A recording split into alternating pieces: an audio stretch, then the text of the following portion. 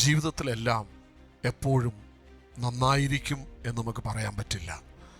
വളരെ പരുപരുത്ത ജീവിത സാഹചര്യങ്ങളിലൂടെ ഞാനും നിങ്ങളും കടന്നു പോകും. ദൈവത്തെ സേവിക്കാൻ ഇറങ്ങിയോണ്ടല്ലേ ഇങ്ങനെയൊക്കെ വന്നതെന്ന് അപ്പോൾ പറയരുത്. ദൈവനാമം നിഷേധിക്കരുത്. സ്തോത്രം.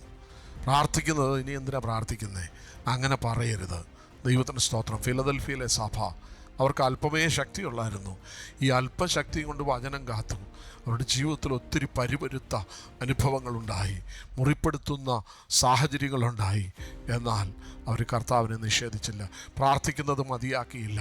കർത്താവിന് വേണ്ടി നിലനിൽക്കുന്നത് മതിയാക്കിയില്ല. ദൈവരാജ്യത്തിന് വേണ്ടി അപ്പോഴും അവർ നിൽക്കുകയാണ്. ഇന്ന് പകൽ ദൈവമക്കളെ, ഹല്ലേലൂയ, എല്ലാം ഇട്ടെറിഞ്ഞു പോകാൻ ഒരു തീരുമാനമെടുക്കാനായിട്ട് നമുക്ക് സാധ്യമാണ്.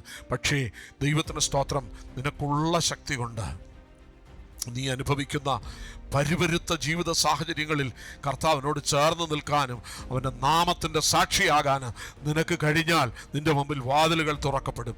ദൈവം നിന്നെ സ്നേഹിക്കുന്നെന്ന് ദൈവം തെളിയിക്കും.